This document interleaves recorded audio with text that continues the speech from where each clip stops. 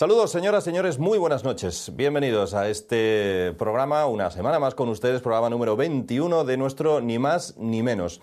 En el debate público, al final, ya les adelanto que hay mucho que contar. Les vamos a hablar de ese, no sé cómo llamarlo, paripé de llevar unas armas, pocas además, ponerlas sobre la mesa y después meterlas en una caja y volvérselas a llevar, una cosa extraña. Vamos a hablar del debate sobre el Estado de la Nación y antes de eso, pues de otros muchos temas. Por ejemplo, de la muerte del que fue Premio Príncipe en el año 2004, Paco de Lucía. Pero hay otro asunto que nos inquieta, que nos preocupa en este programa y del que queremos hablar nada más comenzar, y es la diferencia muy sutil, muy complicada. Yo, que vivo de esto de la profesión periodística, creo que no sabría diferenciarlo entre libertad de expresión y libertad de información.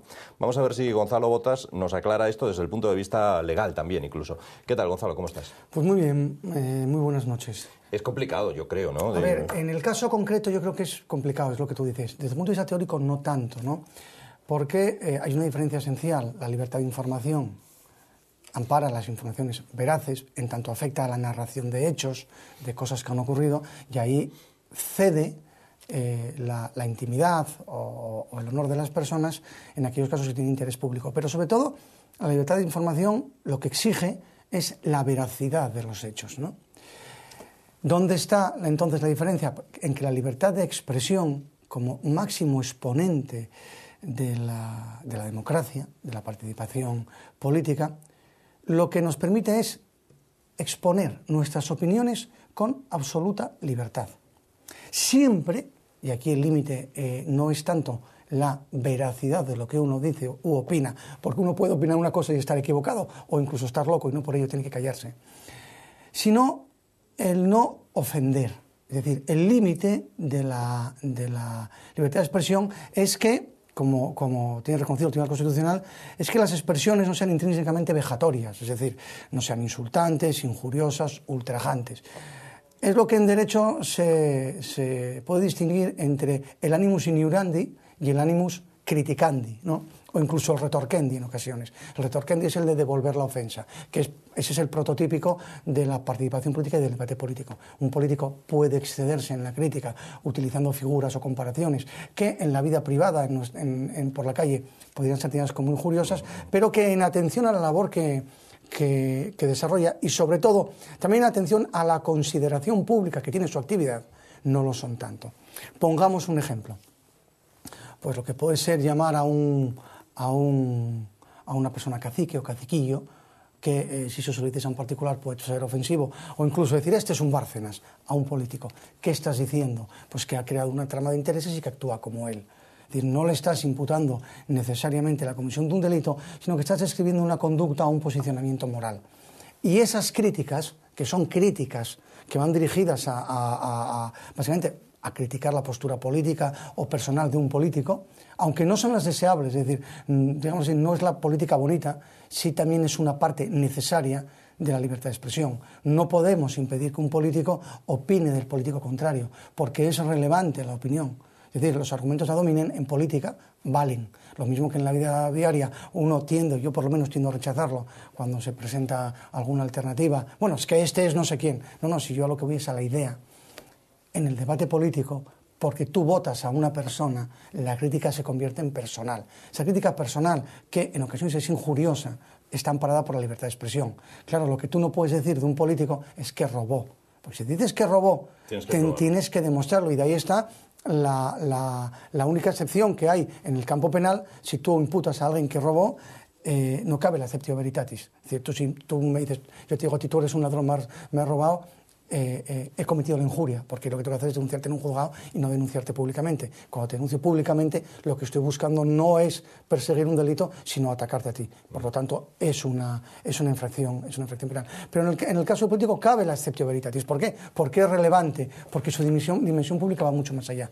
Por eso trazamos en la diferencia entre información y expresión, en que la información lo que ampara es la difusión de noticias veraces, de temas de interés, de personas de interés, no del jardinero de la esquina, que a nadie le importa si tiene un lío con la vecina o no, aparte de a su mujer y al marido de la vecina, ¿vale? Fuera de ese ámbito, ahí ya no hay libertad de información, sino que lo que estamos haciendo es otra cosa, ¿no? La expresión sería, pues, la crítica política, lo mismo que se diga de un político, es que este es un faldero. Pues bueno, eso Por poner un ejemplo, la semana pasada hablábamos aquí del Ayuntamiento de Cudillero, de la situación que se está viviendo en esta Villa Pisueta.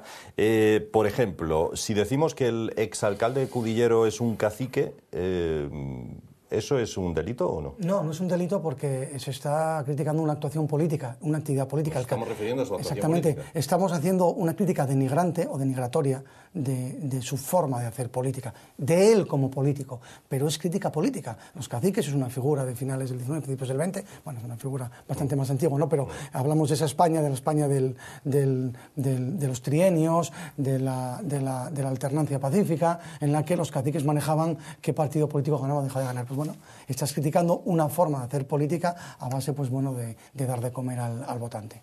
Entonces ahí no hay...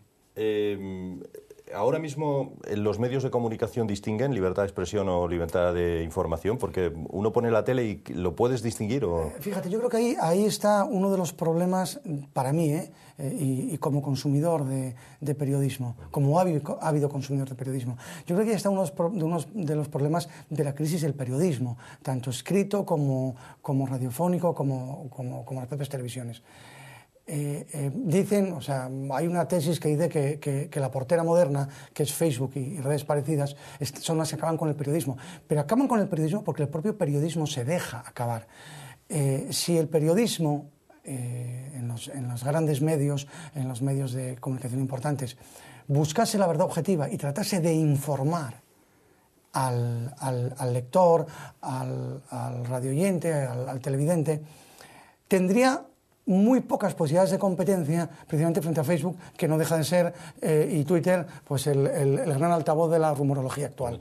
Como los medios de comunicación hacen precisamente eso, no distinguir y estar mezclando la opinión con lo otro, difundir bulos y construir sobre los bulos las noticias, provocar, pues al final no dejan de ser como la portera también. Y si uno tiene que escoger entre una portera libre y una portera mediatizada, uno se va a la libre, que siempre nos va a dar una información un poquito más divertida, ¿no? Yo creo que la clave de la crisis del periodismo moderno es no saber separarse de lo que es opinión pura, de lo que son bulos, y estar consumiendo lo que es, digámoslo así, su propio cáncer, ¿no? Es decir, se están alimentando del cáncer en lugar de tratar de hacer un periodismo como el de siempre, que es necesario, es decir, el periodismo que investiga la noticia, que da la información adecuada y que puede contrastar los medios. Hoy vemos que el 70-80% de un periódico sale o de agencias, o en ocasiones de Facebook o de Twitter. Yo mismo fui objeto de una noticia que salió en Twitter por una crítica a un líder político en las últimas elecciones. Bueno, esto no es periodismo,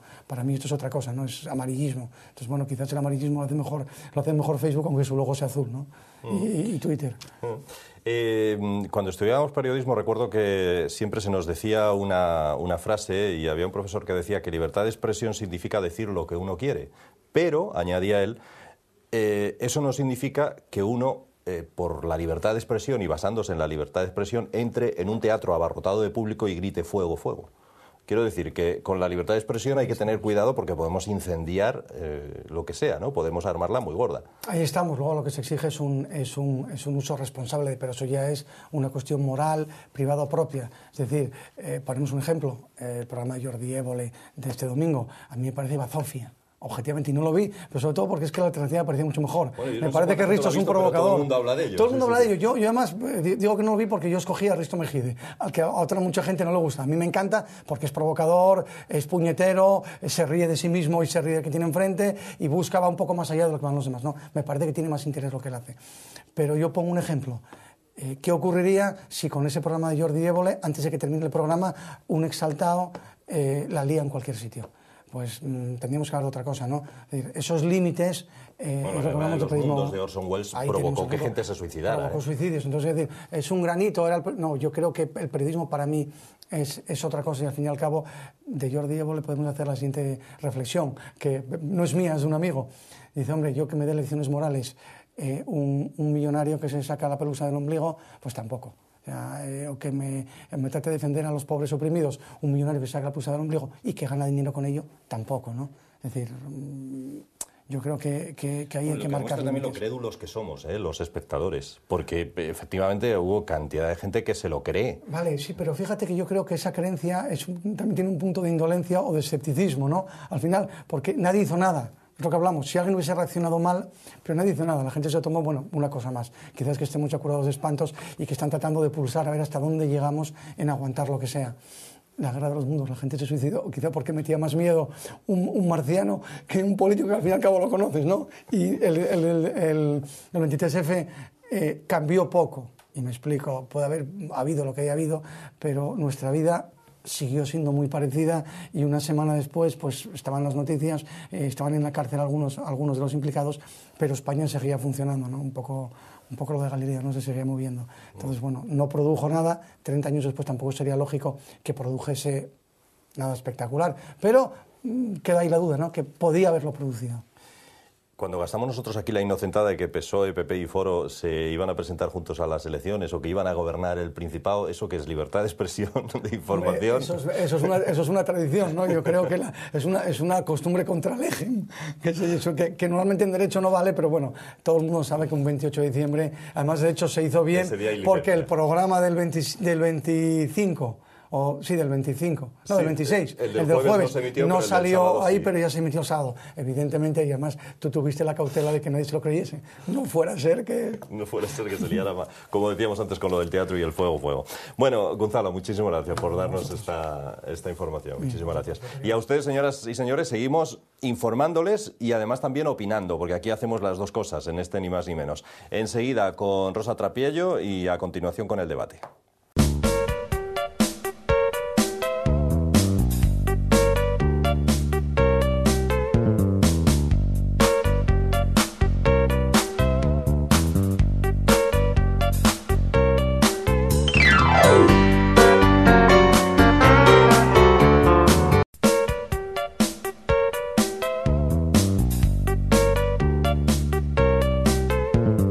Bueno, pues aquí seguimos en la segunda parte, segundo bloque de este Ni Más Ni Menos de hoy, apartado cultural. En esta semana hemos perdido a un premio Príncipe, el premio Príncipe del año 2004 que se llevó el guitarrista Paco de Lucía. Uno, con escuchar su música ya se le pone la carne de gallina, desde luego que sí, y le hemos perdido además a una edad pues relativamente joven, con 66 años, uno es muy joven, ¿no? ¿Qué tal, Rosa? ¿Cómo estás? Hola, buenas noches, ¿qué tal? Pues yo creo que es inevitable en el día de hoy hablar de Paco de Lucía, un grande, sin lugar a dudas, de la música. Yo sí quiero decir, dentro de la tragedia que es que un hombre joven como él, en pleno proceso creativo, porque tenía un disco a punto de ver la luz, que un hombre se vaya con esos años es difícil de digerir, vamos, para cualquiera, pero con un artista más. Pero a mí me queda una satisfacción, entre comillas, que este hombre en vida recibió todos los premios a los que cualquier artista pueda aspirar. O sea, lo recibió absolutamente todo. Fue doctor honoris causa por muchísimas universidades, incluida la de Berkeley, que eso es un plus importantísimo, y fue premio Príncipe de Asturias en el 2004, como bien decías. Y aparte de esos premios ha tenido reconocimientos en el mundo entero. Por lo tanto, de alguna forma es una alegría pensar que se fue, pero que se le reconoció todo lo que se le podía reconocer en vida, que a otros grandes artistas no les ha sucedido. Con lo cual, dentro de la tristeza, por lo menos él se llevó el reconocimiento, no solamente de España, sino del mundo entero. Con lo cual, eso es algo fantástico. Y esos premios Príncipe a los que en muchas ocasiones criticamos, en este caso acertaron. Ese año a mí me pareció que era el premio más acertado, en parte por eso, porque era todavía un hombre joven, que se lo merecía sobradamente y que se le dio en el momento adecuado. Yo realmente cada vez que hablo de Paco de Lucía, y como yo creo que muchísima gente, nombrar Paco de Lucía, inmediatamente a mi cabeza vienen los acordes de Entre dos aguas. Y yo creo que no solamente me sucede a mí, ese tema, esa rumbita, como él decía, que compuso en un momento determinado, esto es. Exactamente.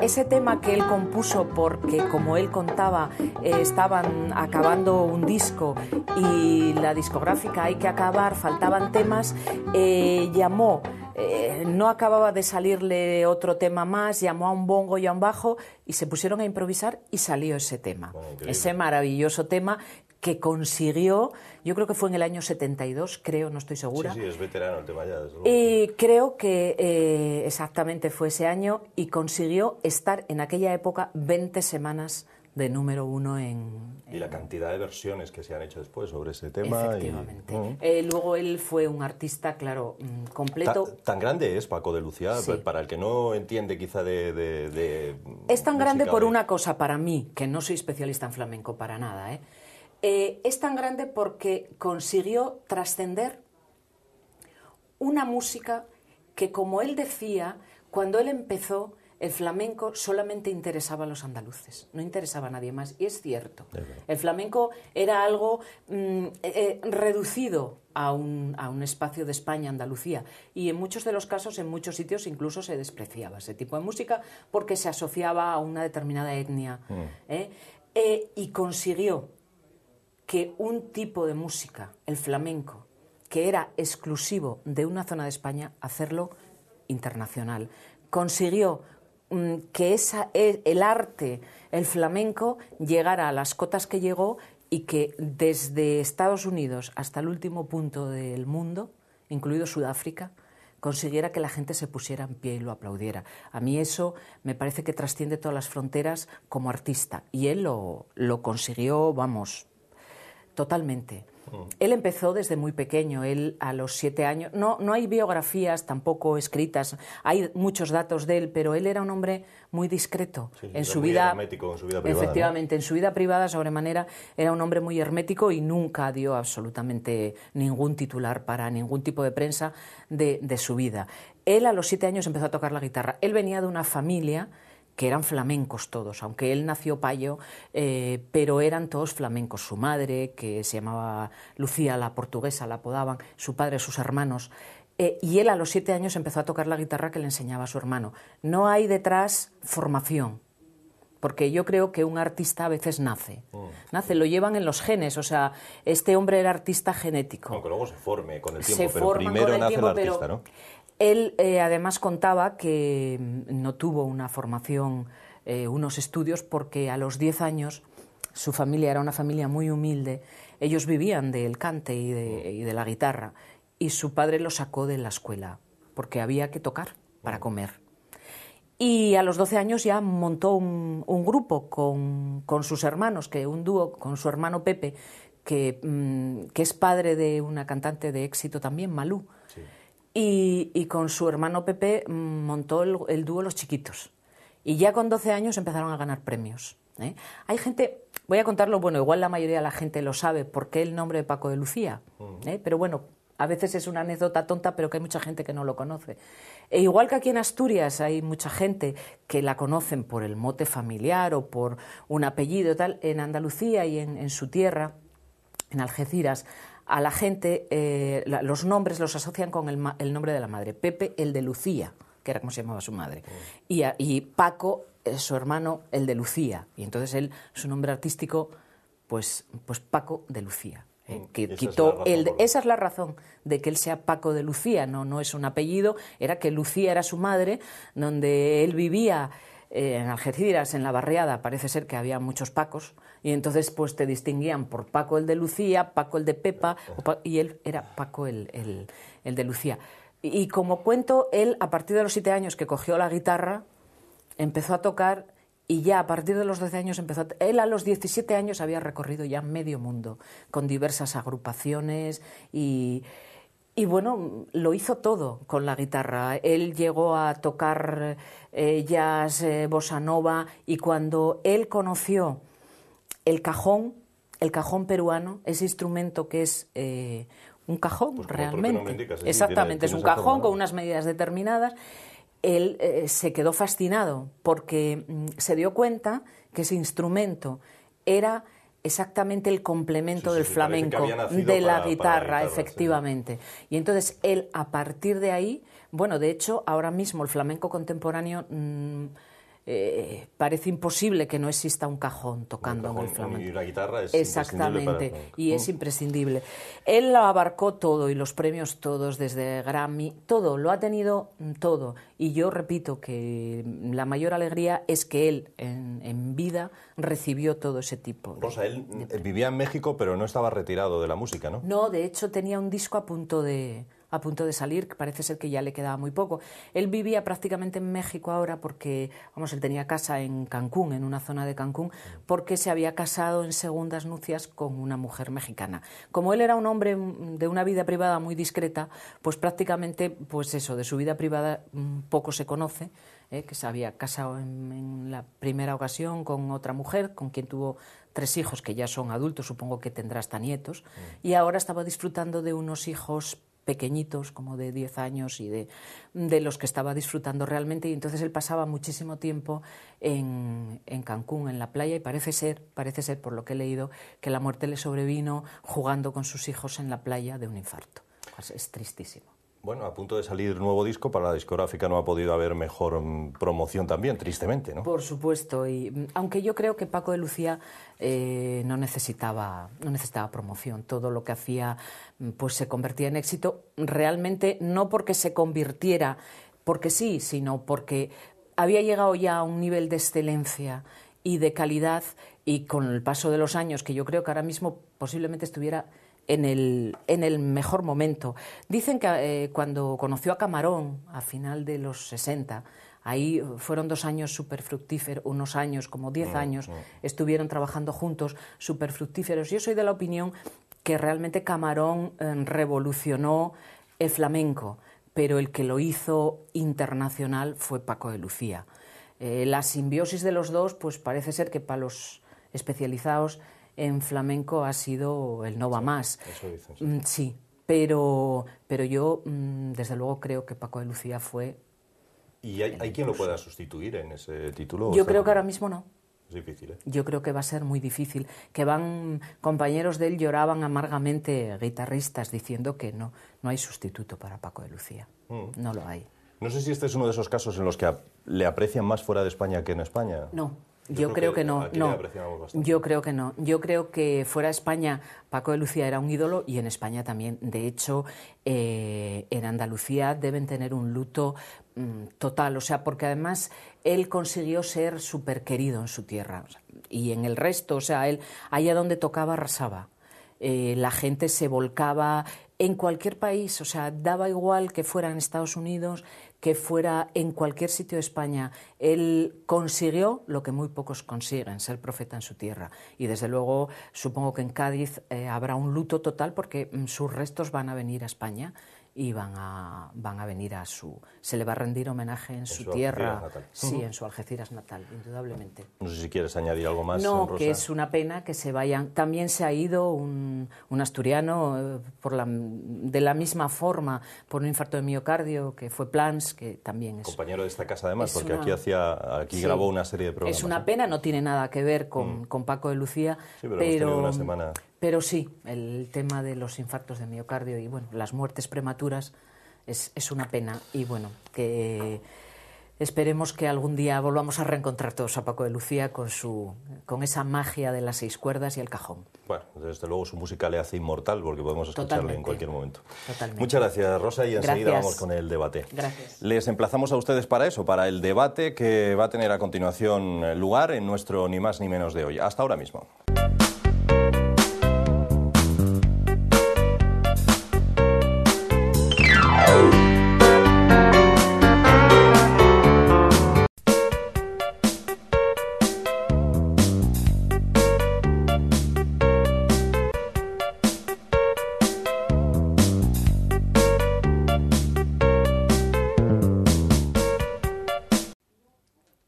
Bueno, pues aquí estamos, aquí seguimos con todos ustedes en la última parte ya de nuestro Ni Más Ni Menos, en el debate público. Es una pena que cineastas, para mí, inigualables como Luis García Berlanga estén muertos, porque sacarían una película con mucho menos que lo que hoy les vamos a contar en nuestro debate. Sobre todo con ese supuesto, entrecomillado, desarme de ETA. Llevan apenas 4 armas, oxidadas la mayoría, y cuando acaban, además, las meten en una caja y se las vuelven a llevar con la garantía de que no las van a utilizar. Es que es casi surrealista, ya digo, digno de una película de Luis García Berlanga. Es uno de los temas que podemos tratar, hay muchos, en este debate de hoy, en el que, por cierto, el día que grabamos el mismo y que lo emitimos, el jueves nos hemos enterado de que el céntimo sanitario, pues hay posibilidades de que incluso haya que devolver el dinero a quienes lo pagaron, que fuimos todos aquellos que en algún momento hemos echado gasolina. Vamos a dar la bienvenida a nuestros invitados y ahora hablamos de todo esto. ¿Qué tal, Rosa? Hola, buenas noches de nuevo. Bueno, con nosotros está también Gonzalo Botas. Bienvenido, Gonzalo. Noches. Y Diego Barceló, habitual también en este debate. ¿Qué tal, Diego? Bueno, empezamos por donde queráis. Si queréis, empezamos por lo del desarme de ETA, que ha sido una especie de paripé. Bueno. Si no fuera porque hay muchos muertos en sus espaldas, sería hasta cómico, ¿no? Si no fuera por los muertos, sería Antonio Zores. Sí, porque no da para más. Has nombrado al maestro de los maestros, Para Luis mí, García sí. Berlanga, Sí, para sí. mí también. Sería una continuación de la saga de la escopeta nacional, sin lugar a dudas. A mí me parece que, bueno, Gonzalo lo ha dicho, es un sainete si no fuera los muertos que hay detrás. Yo no me extraña que los familiares de las víctimas estén cada día más indignados. Ya no solo indignación, es dolor, porque pensar que alguien haga una pantomima como la que hicieron con este asunto, o sea, es que en España parece como que se ríen de nosotros una y otra vez, pero en todos los ámbitos. Y bueno, que estos tipos, porque esos fulanos, yo no los llamo de otra manera, con esa caperuza que llevan en la cabeza, que vayan allí, que enseñen 4 cosas allí, lo que tú dices, oxidadas, y ahora lo guardo, y luego estos señores profesionales que los acompañan, que dicen que ahora hoy salen diciéndonos que es que España debería tener un gesto, debería acercar, los presos deberían volver al País Vasco. Yo soy de los que dice que los presos vuelvan al País Vasco cuando vuelvan sus víctimas. Entonces, el día que vuelvan las víctimas a sus casas, que vuelvan los presos. Mientras tanto, yo, sinceramente, y no será políticamente correcto, que se pudran en la cárcel y bien. Sí, digo que evidentemente que cumplan la ley, pero es lo que decíamos. Se decía que antes la ONU y los organismos internacionales eran una merienda de negros, ahora es que es una merienda de blancos. O sea, hemos estado jugando muchas veces con el derecho internacional a dar lecciones al tercer mundo, a África, lo que queramos, y es que ahora resulta que esas lecciones nos vienen a nosotros. Si nos llega cualquier avispado, cualquier listo, nos toma el pelo, gana dinero a costa nuestra, porque el tema está en que estos observadores internacionales que nos ven tomar por tontos, o sea, también habla de la poca estima que ahí estamos, que tiene España a nivel internacional. Esta gente tiene un chollito montado, un negocio, un chiringuito fantástico, chiringuito que por cierto se paga en parte o en su mayor parte con nuestros impuestos, porque lo paga el gobierno vasco, que se esté aquí a hacer el paripé. Yo, al final, uno llega a la conclusión que tenemos que llegar es a recentralizar el Estado, a ser un poco más serios, menguar la cosa pública para que no se pueda tirar, que el dinero esté justito, cuando está justito tienes que hacer economías y que no esta gente puede estar tirando de largo y tomándonos el pelo. Porque aquí sin pasta no había montaje. Diego. No, el tema del desarme es lo que en inglés le dicen un non-issue, es decir, no pasó nada. En realidad no, y a partir de no pasó nada no merece la pena tampoco analizar mucho más porque no hay nada que analizar. Ellos hacen su juego y bueno, y el gobierno hace lo que tiene que hacer, que en este caso es nada, porque no pasó nada. El de lo que apuntaba ya en cierta medida Gonzalo, de lo de recentralizar el Estado. Bueno, es un tema... Lo digo porque hay muchos partidos de nueva creación que lo llevan. Es un tema complejo, que yo creo que es una base que se debería jugar para atenuar o gestionar el tema de los nacionalismos. Lo que pasa es que también hay, por otro lado, un tema económico. Entonces, por un lado, yo considero que Asturias, Cantabria, La Rioja, Murcia y Extremadura no tienen escala para ser comunidad autónoma. O sea, no se pueden con 500.000 o menos de 1 millón de habitantes gestionar, tener las mismas instituciones que tiene, por ejemplo, Andalucía o Cataluña o Galicia, que son mucho más grandes. Eso por un lado. Entonces, una primera alternativa sería estas pequeñas autonomías, a las que se podría agregar incluso Navarra. Lo que pasa es que Navarra tiene el trato fiscal diferencial, por eso el dinero le alcanza, pero en realidad tampoco tendría escala. Recentralizarlas. Y que en la práctica sería cerrar los parlamentos regionales, todas las autoridades, y simplemente habría un delegado de gobierno. Que puede ser Gabino, ¿no? Esa es una alternativa. La otra alternativa sería que en cada comunidad autónoma hubiera un plebiscito y le preguntáramos a la gente si quiere que haya si quiere que su comunidad autónoma continúe existiendo o no. Y ya está. Ahora, lo que pasa es que tampoco se puede tocar ese tema aisladamente del tema de los ayuntamientos. Entonces, que que también tenemos 8.000 ayuntamientos cuando en realidad no necesitamos más de 2.000. Entonces yo creo,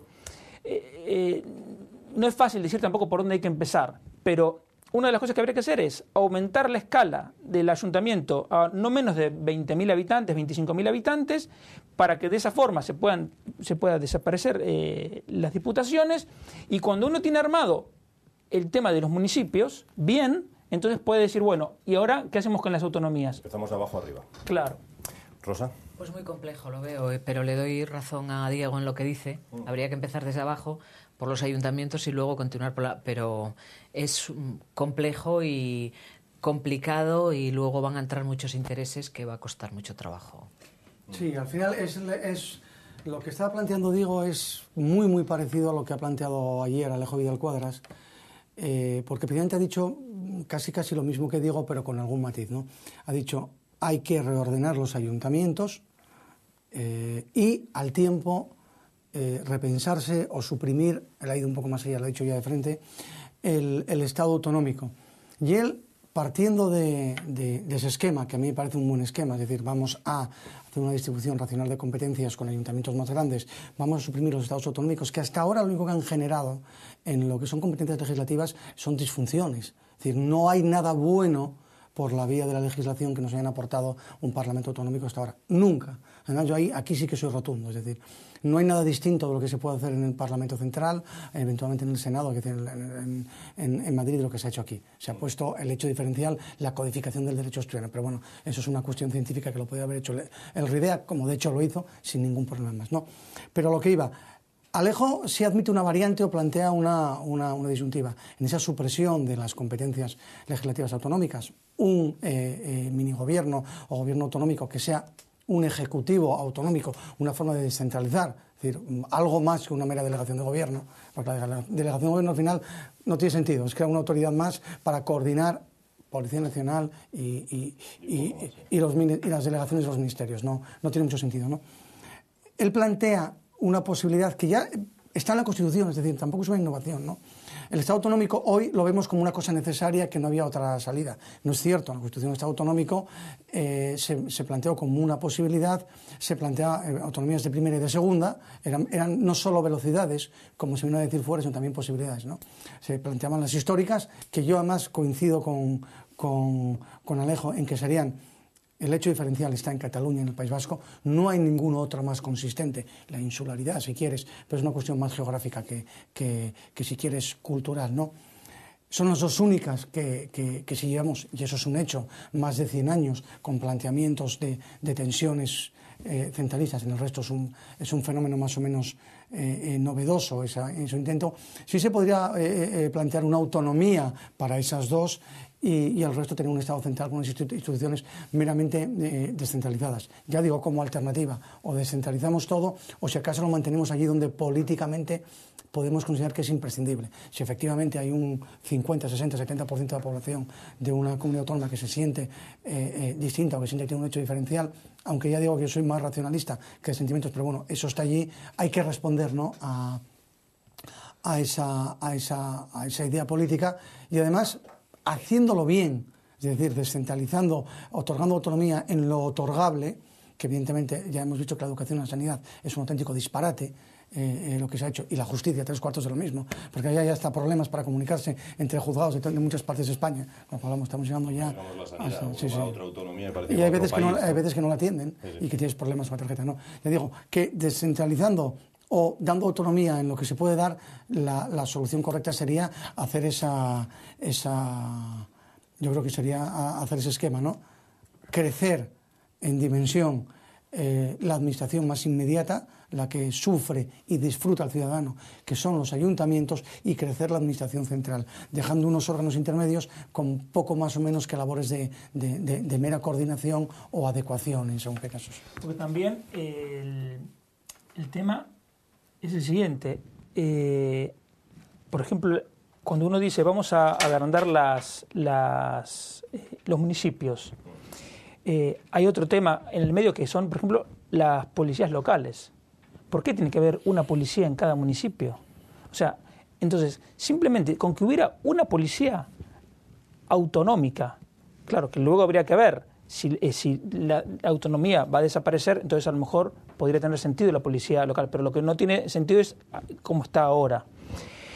Ahora, también apuntar lo difícil que es el tema, más allá de las cuestiones constitucionales, porque por ejemplo el tema de las diputaciones hay que cambiar la Constitución, pero más allá de eso, el gobierno de Rajoy quiso avanzar con la reforma local y los primeros que se pusieron en contra fueron los alcaldes del propio partido, empezando por la Federación de Municipios y Provincias, que es un organismo que no entiendo para qué existe tampoco.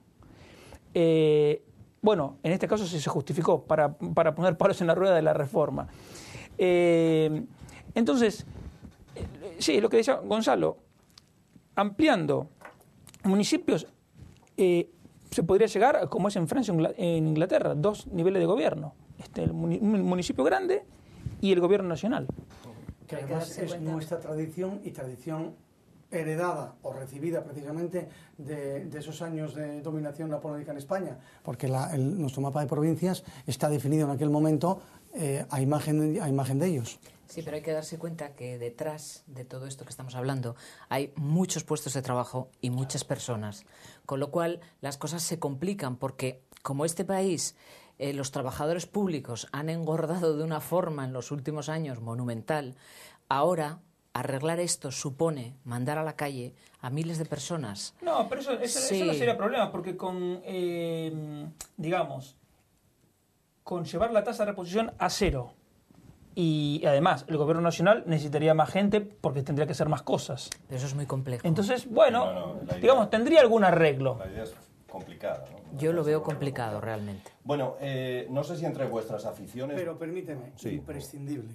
Porque Yo lo que no tenemos digo que ahora no, es yo no económicamente digo que no. insostenible. No, lo que hay ahora es una locura. Es nuestro hecho diferencial en Europa. La semana pasada, la señora de la Mata, que estuvo aquí con nosotros de Cudillero, nos contó que en 10 años pasaron de 92 trabajadores en el ayuntamiento a 200 y mucho, en un municipio de 5.000 habitantes, o sea, y eso multiplicado en todos los ayuntamientos. El primer punto es que no debería existir un ayuntamiento de 5.000 habitantes, porque se transforman en esos cotos de casa privado, como es el caso de Cudillero. El caciquismo. Entonces no puede ser. Si el ayuntamiento mínimo fuese 30.000 habitantes, sería que tampoco es tanto, porque es la mitad de Avilés. O sea, eso fuese lo mínimo, ya sería otra cosa. Bueno, no sé si entre vuestras aficiones de esta semana, que ya está casi acabando, está el ver el debate sobre el Estado de la Nación. Para muchos ha servido para ejemplificar, para demostrar públicamente que un partido y otro pues no se ocupan demasiado de los ciudadanos, sino de lo que tú me has dicho, de lo que yo te contesto y poco más, pero no de los problemas reales de los ciudadanos. ¿Qué opináis de este debate, Gonzalo? Pues mira, a mí ahí me llaman... la verdad que no lo he visto, lo he leído algo en prensa después, porque evidentemente seguirlo supone tener que paralizar tu actividad y no está al horno para bollos, ¿no? Yo resalto 2 cosas, ¿no?, respecto de Rajoy y de Rubalcaba, que son los actores principales de este teatro. La primera es que el mensaje de Rajoy suele ser mucho mejor, pero su escenificación es patética. Siendo un gran parlamentario, porque lo es ágil, rápido, tiene su gracia, la actitud con la que él habla provoca el automático rechazo del televidente. ¿Pero por qué? Además, ya se ha dicho muchas veces de él, pero conviene recordarlo, porque tiene la manía de levantar la barbilla y eso le da un tono de severidad. No empatiza con quien le ve. En cambio, Rubalcaba lo que enseña es la frente. Rubalcaba tiene una cierta tendencia a bajar la cabeza y nos recuerda, la crítica que se hace a Rubalcaba es que parece que es como un padre prior, parece que es un monje. Pero claro, no podemos olvidar que si hay una institución en el mundo occidental que sabe comunicar bien, por mucho que nos moleste, es la Iglesia. Es decir, la mayor organización de marketing que hay es la Iglesia, porque la Iglesia vive de colocar su mensaje. Y los curas aprenden a comunicar también y saben que bajar la cabeza ayuda a empatizar, que el contacto físico ayuda a empatizar. Exactamente. En cambio, Rajoy parece que es el registrador que nos está calificando la escritura y que nos la devuelve, ¿no? Y un detalle más. Le he pedido permiso a Rosa para sacarlo, pero es que no puedo, no puedo, porque es una persona que yo creo que saca lo peor de mí, ¿no? Es el patético argumentario de Enrique Sostres en el debate, ¿no? era el debate del Estado de la Nación y él fue a preguntar por su líder, ¿no? Solo le faltó sacar el libro a 3 turnos y decir, oiga, ¿y qué hay de esto? Es una cosa que ya al final, con tal de agradar al líder, ya no sabemos qué hacer. Yo el debate admito que lo veo y me gusta, la verdad que es algo que me gusta verlo.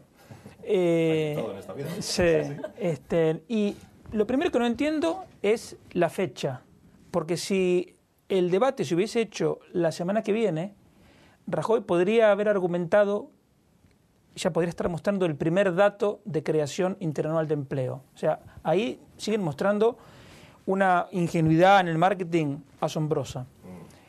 Y en el caso de Rubalcaba, lo notable es la falta de imaginación, porque su discurso fue igual que el del año pasado.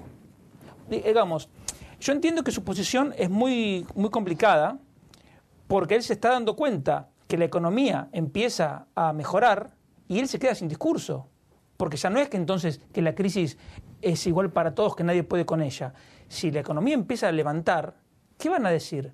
Entonces, es increíble que ellos acusen al gobierno de una reforma laboral que, según ellos, generó 1 millón de puestos de trabajo, cuando durante el gobierno de Zapatero y Rubalcaba se eliminaron más de 2,5 millones de puestos de trabajo. O hoy le escuchaba a Soraya Rodríguez decir el dato equivocado, que el gobierno de Rajoy era el que más había aumentado la deuda pública, cuando precisamente los que la duplicaron e hicieron que España pasara a no cumplir con los límites del Tratado de Maastricht fueron los mismos socialistas. Entonces, falta de ideas, falta de seriedad, porque es lo mismo que hablábamos la semana pasada. Si uno va a argumentar, va a decir algo, por lo menos que diga el dato correcto. Y como es algo además que está tan fresco, el recuerdo del gobierno de Zapatero y Rubalcaba, yo entiendo una vez más que su posición es muy complicada, pero como lo está gestionando, los resultados yo creo que no lo van a acompañar. Yo estoy de acuerdo con el argumento que ha presentado Gonzalo. Me encanta ese argumento de la escenificación teatral que hacen en el Parlamento, no solamente el PSOE y el Partido Popular. Efectivamente, le doy la razón a Gonzalo. Hay estupendísimos profesionales del teatro y del cine que a Mariano Rajoy le deberían dar un curso de cómo hablar ante la cámara, o sea, de cómo colocarte, de cómo poner la cabeza para llegar al ciudadano. Estoy totalmente de acuerdo con Gonzalo. Luego están los extras, que Izquierda Unida, todos estos que van subiendo uno a uno a hacer su papel. Y uno lleva una camiseta, otro exacto, te sientas a veces un poco abochornado, decir, y estos están representando nuestro país. Un pigazo, exactamente. Como pasó a nuestro diputado de Izquierda Unida, mientras hablaba su jefe. Y luego un poco lo que ha dicho Gonzalo del representante de Foro, que yo también me quedé perpleja, porque bueno, eso de preguntar qué hay de lo mío, yo no lo entiendo muy bien.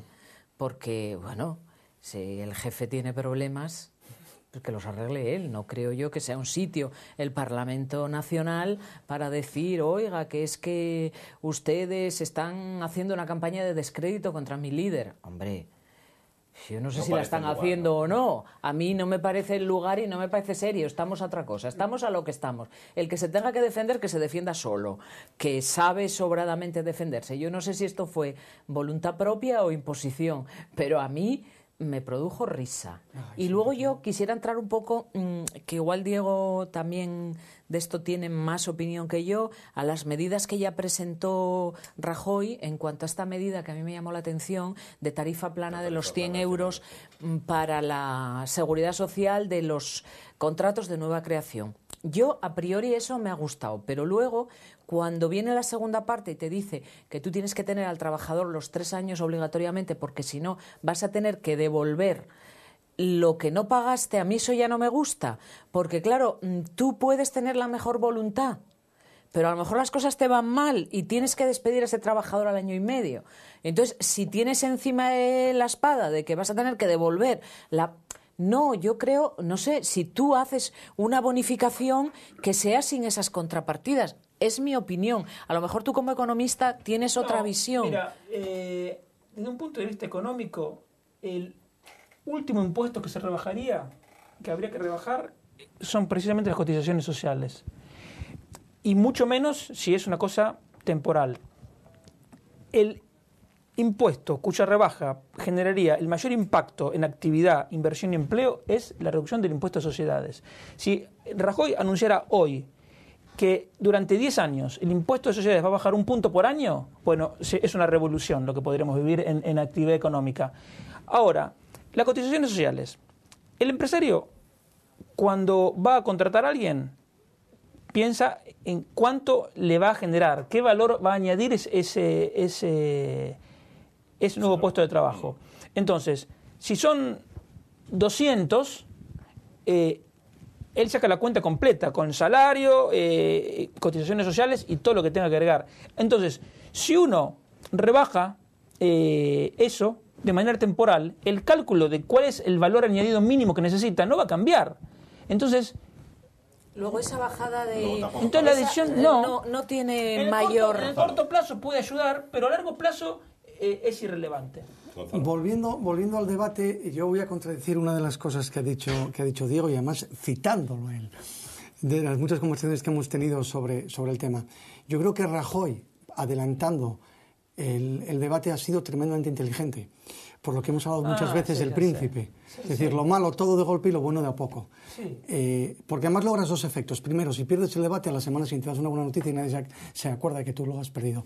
Ahora, si lo ganas, tienes esta pequeña buena noticia de que lo has ganado, y la semana siguiente das un dato y tienes otra buena pequeña noticia.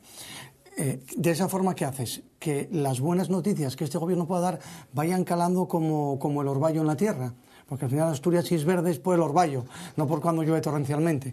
Entonces, yo creo que al final, a mí me parece muy inteligente hacerlo así, ir a un momento neutro en el que a ti te permite, con los datos a tu favor, pero mejor que el anterior, pero neutro, lo ganas justo, sin arriesgar, y en la semana siguiente decir, mira, y además, fíjate si tenía razón. Bueno, es probable, Rajoy es muy conservador, y puede ser que haya pensado eso, puede ser que haya dicho, el debate lo gano igual porque Rubalcaba está muy mal, entonces le hago el 1-2, hoy le gano y mañana le presento que aumentó el empleo. Puede ser, sí. Bueno, vamos a aprovechar que tenemos aquí a Gonzalo para preguntarle, ¿tenemos derecho a que nos devuelvan el céntimo sanitario con esa...? Pues hombre, si esa resolución decreta la nulidad de la norma que lo estableció, pues sí, efectivamente lo tenemos.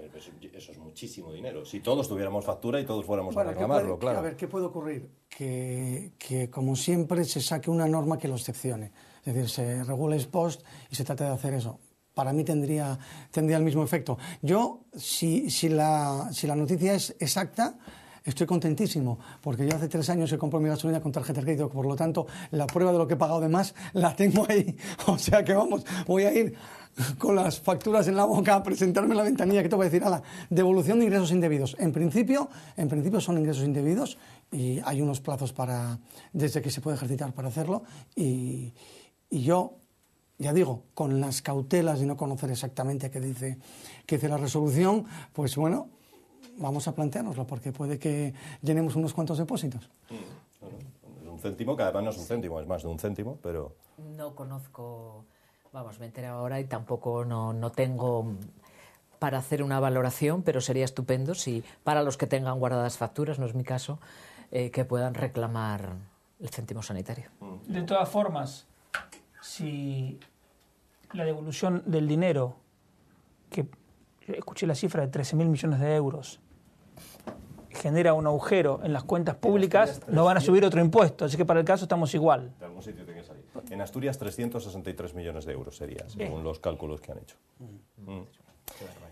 Bueno, hablamos de otros asuntos también en este debate. ¿Qué os parece lo ocurrido hace unos días en Cataluña con el saludo al príncipe negado por un empresario, un señor que estaba allí con su stand, que luego se ha sabido que no es que el príncipe fuera a su stand a saludarle y se negara a darle la mano, sino que él se puso en la cola para darle la mano y cuando llegó su turno dijo, pues no te la doy porque no permitiste un referéndum? Bueno, a ver, que aquí hay opiniones encontradas seguramente. Yo quiero, en primer lugar, lanzar que cualquier persona está en su derecho de no dar la mano a otra. Eso partimos de ahí.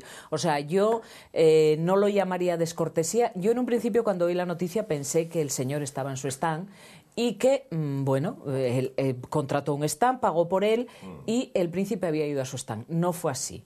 Parece ser que el señor estaba en esa especie de, bueno, de besamanos que se llama cuando van los reyes y demás. Entonces, claro, eso ya cambia mucho las cosas, porque si tú te has puesto en una cola voluntariamente a dar la mano a un señor, en este caso este señor que se le llama príncipe, y tú luego allí montas tu numerito, ahí ya no lo admito. O sea, me parece que el señor se pasó 7 pueblos, sí fue mal educado y muchas más cosas, porque estaba vendiendo un producto para conseguir un minuto de gloria. Diferente sería si hubiera estado en su stand, bajo mi punto de vista. Pero yo reivindico el no poder dar la mano a quien te cae mal. Yo lo tengo muy claro. Yo el matiz en ese caso no te lo acepto, porque tú lo que estás haciendo es poniendo la línea aquí cuando la puedes poner aquí. Además creo que lo haces de forma interesada, y te voy a explicar por qué digo esto. Tú estás acudiendo a un evento. Tú vas a un evento y ese evento tiene unas reglas, unas normas. Perdón, ojo, y ese evento, que no es una feria... A ese evento, Gonzalo. En ese evento tú pagas por ir. Que sí. Y entre las reglas tú te vas a dar publicidad. Y entre las reglas que hay ahí... estás pagando por ello. Sí, pues lo mismo. Pero tú vas a un restaurante y la etiqueta del restaurante es la que es. No puedes ir en pelota. Pues esto es exactamente lo mismo. Porque tú tienes dentro de esa feria a la que tú vas un evento que es el príncipe. Escúchame un momento, déjame acabar. El príncipe va a ese evento para dar publicidad a ese evento. Tú asumes unas reglas y unos actos que se celebran dentro de la feria a la que tú vas. Por lo tanto, tú estás asumiendo que tienes que hacerlo. Para mí, en cualquier caso, ya te digo, te pongo la raya ahí, pero no me parece que sea ni trascendente siquiera. No, para mí hay 2 datos importantes. Bueno, 2, 3, iba a decir 2, pero 2, 3. 1, no me parece que sea muy inteligente el que hizo eso. Me parece que es más bien cortoplacista. 2, sé cuál es su producto y no lo voy a consumir nunca. Es más, no voy a ni hacerle publicidad. Y 3, me parece que es una falta de educación, punto, nada más. Una falta de educación que además que se le quiere dotar de un significado político, él se lo que él se lo coma. Pero ojo, las consecuencias, las buenas y las malas. Si luego alguien llega y dice, y yo no compro cava catalán, no nos quejemos. No nos quejemos. Vamos a ver, ojo, no es mi caso, que me encanta, ¿eh? Yo soy un gran consumidor, de 2 supuestos diferentes. El supuesto de que yo lanzo que cualquiera puede no dar la mano a otro por un motivo determinado, porque esa persona no la consideres, y hay personas que son muy hipócritas y en un acto público te vienen a dar la mano por aquello de hacer el paripé, y tú estás en tu derecho de decir no te doy la mano o retirar la mano. Otra cosa diferente es lo de este señor, que se puso en una fila que era para dar la mano. Ahí estoy de acuerdo contigo, este tipo es un impresentable y un maleducado. A un evento al que va a ir el príncipe. O sea, es que no cambies la raya a tu conveniencia. Diferente es lo otro. Si yo estoy por en la mi calle stand... saludo a quien quiera.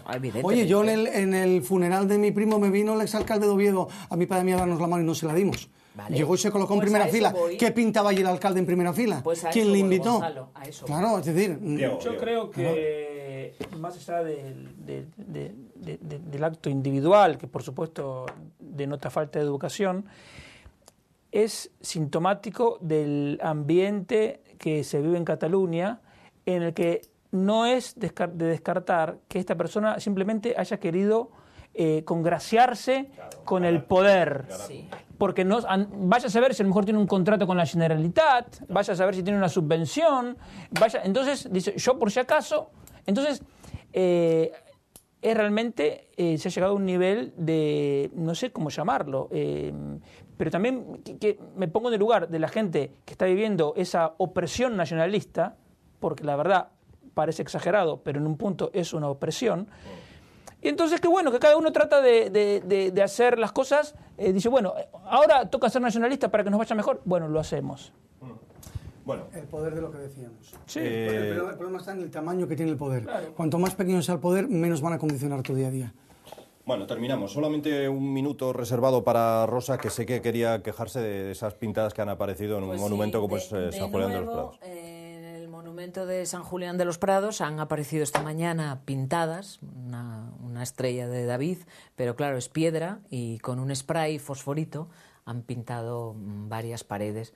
Y claro, volvemos otra vez a decir, aquí hablamos en uno de los programas de este tema, no hay ni una cámara, pero que es que cuestan 4 euros esas cámaras, o sea que contratar con una empresa de vigilancia es poquísimo dinero. Seguimos igual que estábamos, volvemos a deteriorar monumentos de un valor histórico incalculable y sigue habiendo descerebrados, porque lo hay que decir así, que van con un spray y yo me gustaría encontrar a uno de esos allí en el acto para que comiera el bote del spray, porque es que a mí no me entra en la cabeza cómo un individuo o una individua, no sé qué era, va con un spray fosforito y qué puede sacar de hacer una pintada en un monumento histórico. No lo puedo entender. También hemos dicho muchas veces que en este país no cabe un tonto más. No, pues sí. ni apretándose, Pues sí, Gonzalo. Pues fíjate, el día a día nos demuestra que se reproducen por generación espontánea. Sí. Yo creí que, yo digo ya, ni aquí ni apretándose caben. Pues caben, sí, tienes razón. Pero ¿qué puede sacar? ¿Qué satisfacción te puede dar ir a un monumento y coger un spray fosforito y ¡qué satisfacción! No, es en gran parte la ignorancia de que no tienen ni idea de sobre dónde está Pero pintando. sí saben a dónde van, porque tienen que... No se lo encuentra por la calle, esa Tiene mucha razón que dice Diego. Yo dudo siquiera que el que lo pintó conociese el significado de la estrella de David. Lo dudo. Seguramente. Lo dudo. Igual lo está confundiendo con algo que vio en alguna película que significa otra cosa. Pues puede ser. Probablemente también haya un punto de ignorancia. Que es del Señor de los Anillos o alguna cosa así. O de alguna secta rara. Lamentable, pero de todos modos, Bueno, vuelvo a señores. decir que el Principado tome medidas de una vez con los monumentos que tenemos en Asturias. Muy ocupados apoyando a la de Andalucía como de la mezquita. A Gonzalo, a Diego y a Rosa, muchísimas gracias a los Buenas tres. noches, gracias. Volvemos la semana que viene con ni más ni menos. Hasta la semana que viene.